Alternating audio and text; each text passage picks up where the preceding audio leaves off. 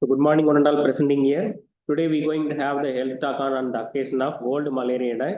So in this regard, I am going to welcome you, Dr. Pratyusha, for give a speech and awareness about the World Malaria Day. Welcome you, Doctor. Good morning, sir.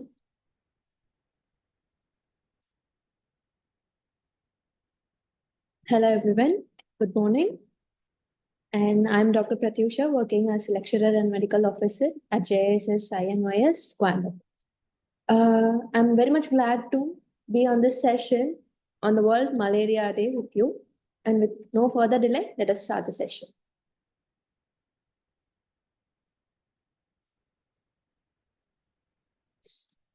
Malaria. It is a well-known disease, yes. It has been known for thousands of years even.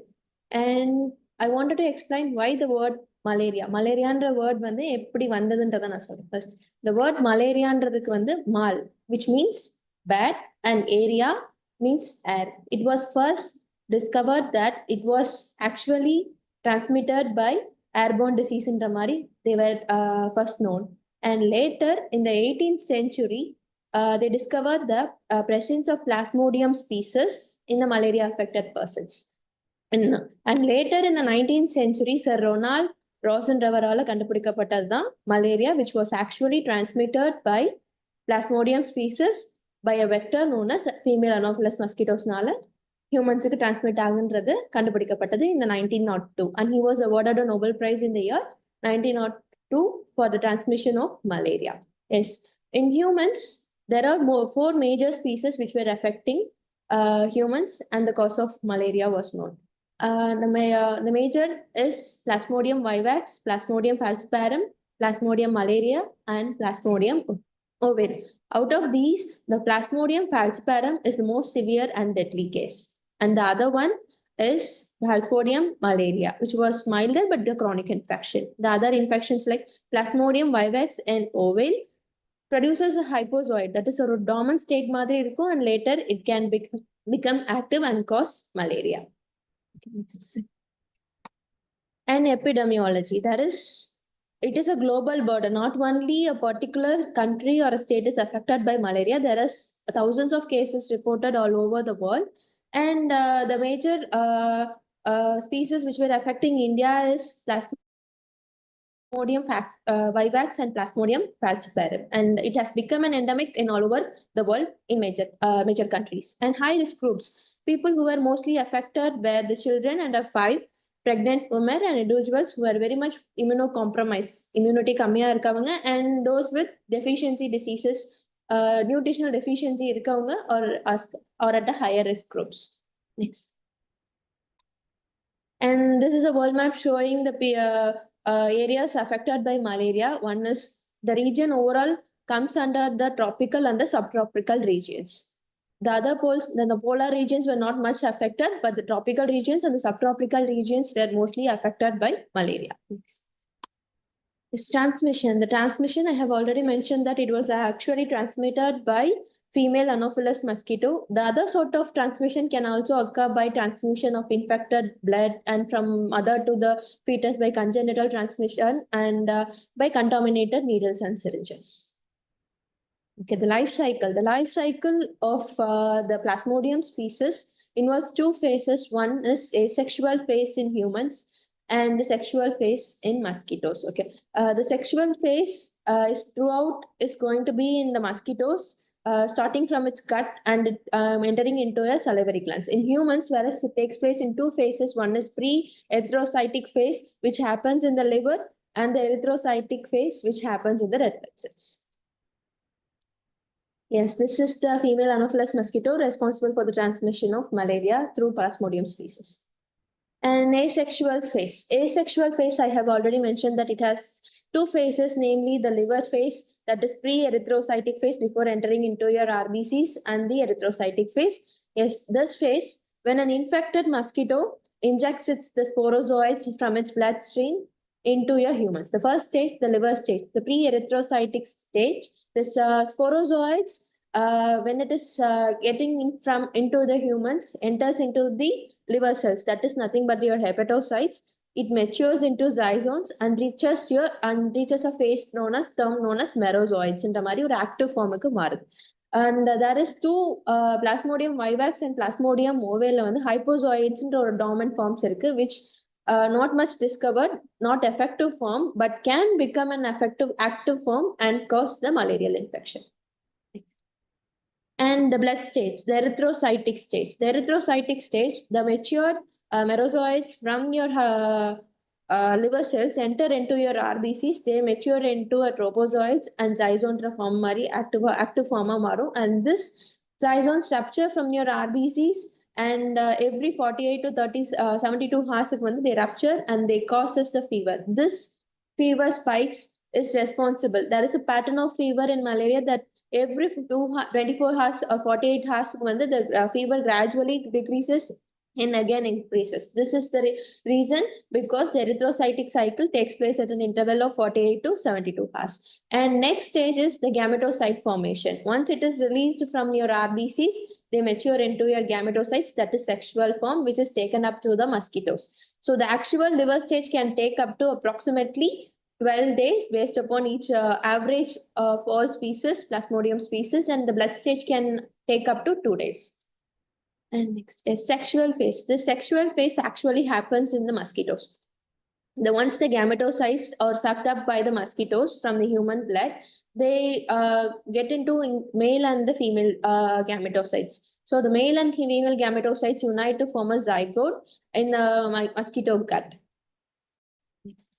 So once the zygote is formed, they mature into an ookinete and the ookinete in the mosquito gut itself. This ookinete again matures into an oocyte formation and oocyte undergoes sporogamy, that is asexual division, to produce the sporozoites. Sporozoites, which is the active form or infective phase of the malarial parasite.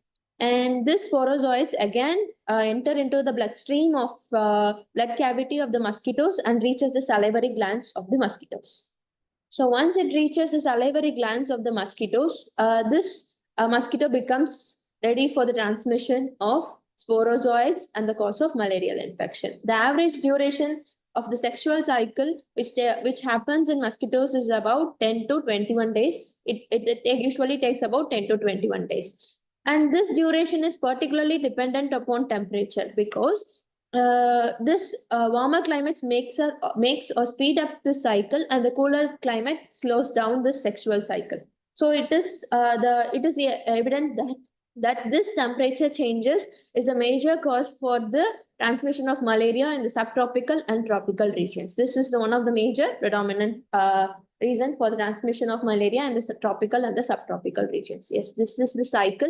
When the sporozoites enter from the mosquitoes and enter into the human cells, that is especially the liver cells, where they mature and enter into the RBCs and RBC structure, and they give out the gametocytes. Again, it goes into the mosquitoes, female Anopheles mosquitoes, where they form a sexual cycle. This cycle continues for again for the transmission till they produce the infection.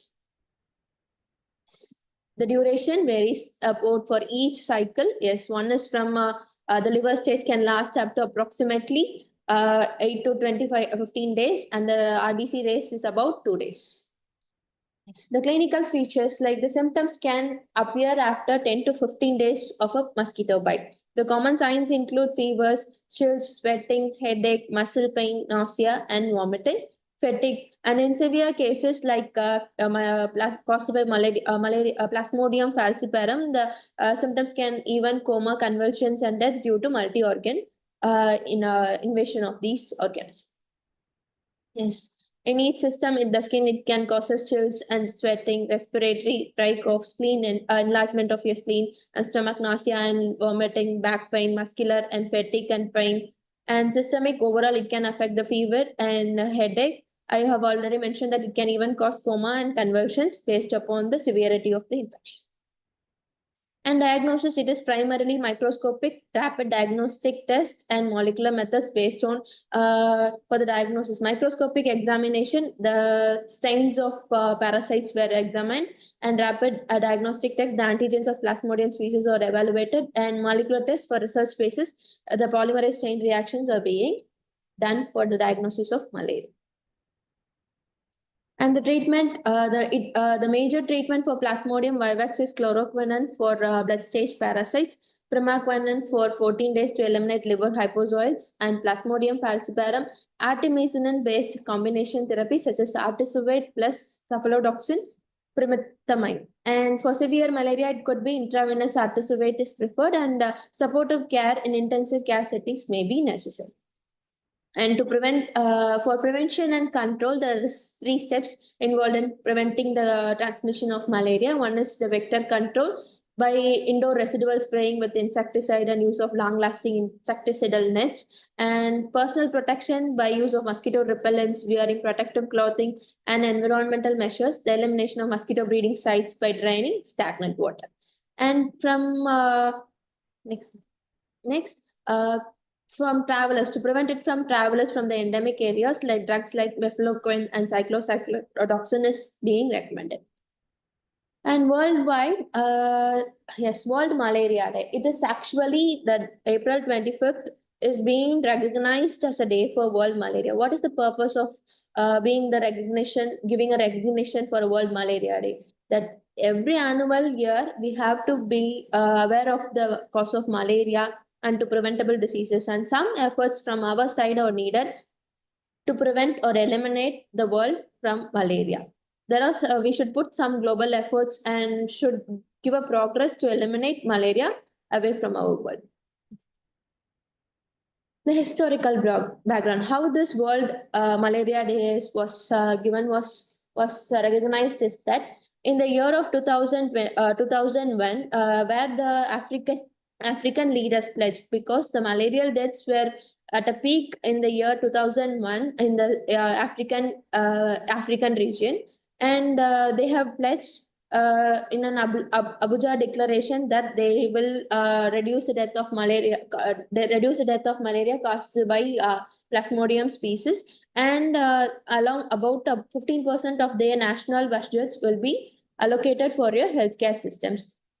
And another one reason is that World Health Assembly has also adopted a malaria control program measures in around the year 2000. And this overall put together, and the World Health Organization has recognized the April 25th as the World Malaria Day. And since 2007, we have been celebrating the World Malaria Day.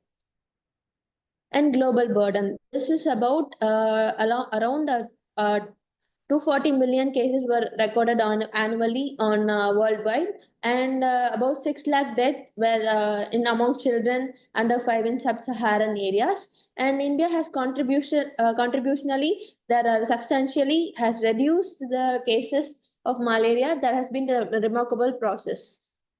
Next is the national malaria programs. There have been 2 important programs. One is the overall vector control program, National Vector-Borne Disease Control Program, to control all vector-borne diseases, including malaria. And particularly for malaria, there is a program named National Framework for Malaria Elimination. It has been effective in 2016, and there are new strategic plannings aiming to eliminate malaria by the year 2030 in India.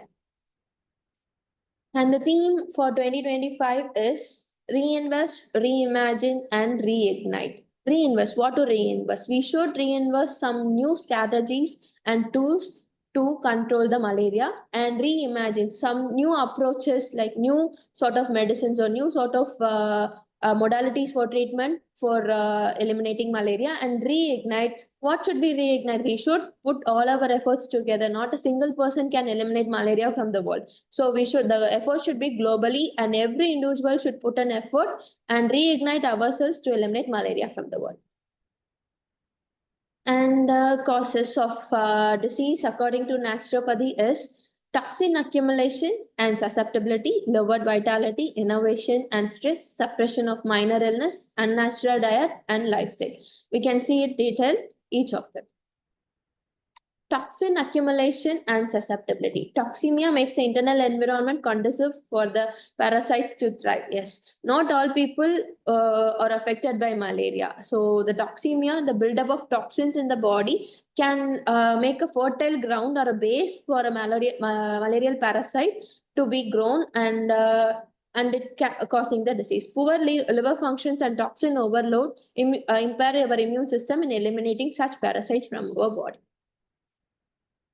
And lower vitality in malaria endemic cases, not everyone fall ill. Yes, the lowered vitality, that is our body's immune system to eliminate the toxins and to eliminate the parasite has become reduced due to much of our change in lifestyle and other sorts of diseases. Malaria often affects the malnourished and overworked or those with compromised immunity and affecting their vital force of life. And innovation and stress, yes, chronic stress. Our to be a healthy person and to resist malaria, our mental and emotional health should be in unstable. If it is disturbed, this can affect our immunity by our adrenal functions, and even during the invasion of parasite, it becomes a ground for cause of the disease. And suppression, repeatedly suppressing our normal immunity by some sort of simple drugs or simple fevers and colds are repeatedly suppressed by the use of drugs can actually at a later stage can our body's immune functions can forget or couldn't even tolerate the actual parasites like severe conditions like malaria, plasmodium vivax or plasmodium oval. They cannot eliminate such parasites from our body.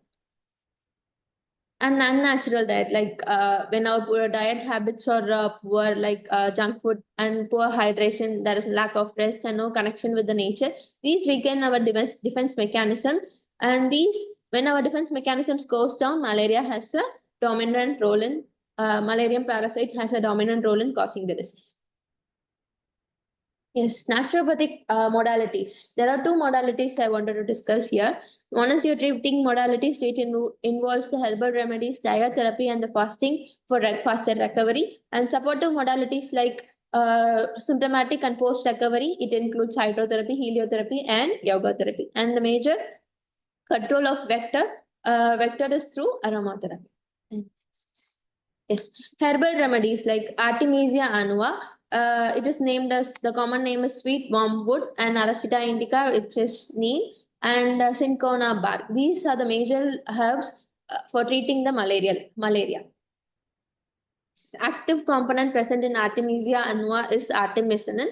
This is one of the component which was also given in the form of drugs for treating most of the Plasmodium species. It has an effective role in erythrocytic phase of malaria. Is the generation of reactive oxygen species where the body creates a free radical against the malarial parasites, thereby disrupting its parasite proteins and membranes and DNA and killing the parasite eventually. And targeting on the digestive. So the affected RBCs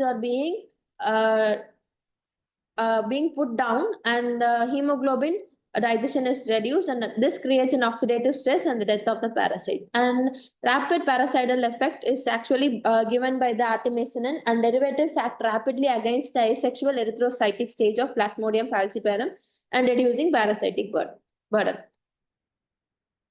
Next is neem. The active components present here are azacitidine and nimbolide and genodin and quercetin.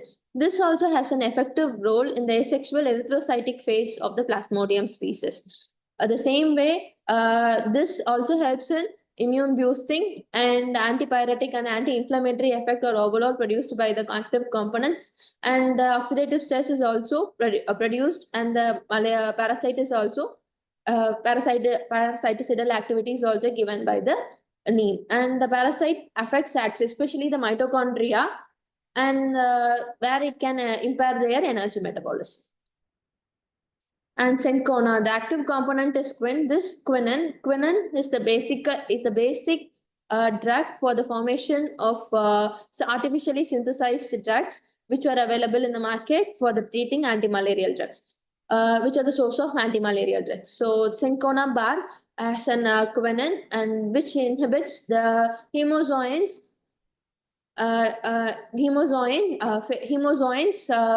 from the blood, and interferes with the parasite replication. It also interferes with the parasite replication and it helps in eliminating the parasites from our body. and it is effective in the case of Plasmodium falciparum. And diatherapy, it involves two phases. One is your liver phase, that is pre-erythrocytic phase, and the erythrocytic phase. The components present in all over fruits and some vegetables has an effective role in eliminating the parasites from our body. One such compound is allicin, present in garlic.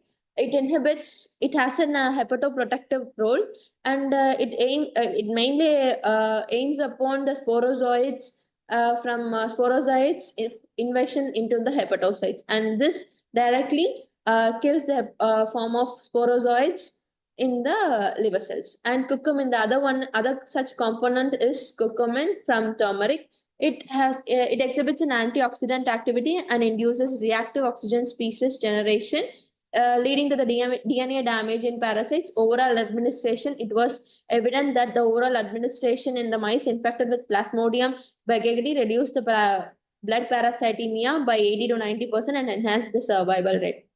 So this could also be an effective compound in reducing the parasitic effects in humans. Yes, then arabinogalactone is the other component. It majorly present in various vegetables and fruits. This activates the macrophages and leading to the phagocytosis and protecting the liver from the parasites. And the other stage is blood stage, erythrocytic phase. The major components effective are quercetin found in onions, apples, and garlic. This inhibits the heme polymerization by chelating with free heme, thereby preventing the parasite growth. And ellagic acid from strawberries, berries, and amlas contain ellagic acid, inhibits beta-hemetal hemozoin formation, acting on the tropozoid and early zyzone forms. Also shown to potentiate the activity of anti-malarial drugs like chloroquine. This also activates the anti-malarial drugs like chloroquine. Next. And cinnamic acid derivatives inhibit the parasitic affecting mitochondrial respiration, effective against both ring and the erythrocytic stages. And fenugreek extracts contains alkaloids and flavonoids that inhibit hemozoin formation and process the anti-plasmodial activity against chloroquine sensitive and resistant drugs, especially in Plasmodium falciparum. And resveratrol found in grapes and berries reduces the ability of infect RBCs to adhere to the endothelial cells and potentially lessening the severe clinical manifestation of malaria.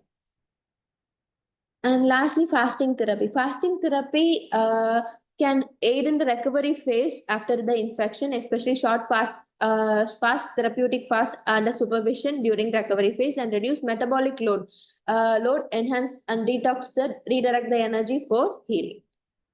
Next. And hydrotherapy. These are the supportive, like hydrotherapy, heliotherapy, and yoga therapy could be a supportive role in faster recovery from after the infection. One is by hydrotherapy, like the cold compresses given can reduce the fever conditions and elevating muscle aches. The other symptoms like muscle aches and stress can be relieved by using hydrotherapy modalities like warm bath and other sorts of measures can easily make them more the faster recovery can be given by hydrotherapy modalities. And heliotherapy, yes, the people will be in some sort of depression and fatigue after the infection. Sunlight and heliotherapy is nothing but the sun therapy. So in the form of, it can be given in the form of sun bath. It should be noted that over we should avoid being the sun for more than 45 minutes to 1 hour can cause sunburn, and the better time is from 7 a.m. to 9 a.m. and maintaining adequate vitamin D levels can build up our immunity against any sort of infection. And yoga therapy. Yes, yoga therapy, like the practices like pranayama and asanas help restore parasympathetic activity and useful for stress against infection, both at the physical and our mental level. And our body becomes more devastated after the infection, like our country becomes more devastated like after a war. To rebuild our body empire, yoga plays a major role, and reduction of chronic inflammation The yoga reduces inflammatory cytokines like interleukin 6 and CRP levels, help in post-malarial fatigue, cognitive fog, and joint pain. And psychological rehabilitation like meditations and guided relaxations can work in some individuals who are affected after malaria and the depression caused by the disease. And vector control. The vector control is majorly through aromatherapy. Aromatherapy involves certain essential oils which are clinically proven to repel the Anopheles mosquitoes away from our zone and offering a natural and non-toxic alternatives to chemical repellents. The major essential oils involve citronella, which has an active component of citronel and geraniol, and lemongrass like citral, and lavender, linalool and linyl acetate, and eucalyptus paramethane 3,8 diol, and neem oil astaxanthin, and tea tree terpinol 4-ol, and thymine and clove oils, thymol and eugenol. It has average of about 2 to 6 hours in preventing or repelling the mosquitoes away from our zones, and it is often can be used as an substitute for an chemical repellents, which is even more clinically proven, and it has a non-toxic and it has an effective role in repelling the mosquitoes. Yes, and thank you very much.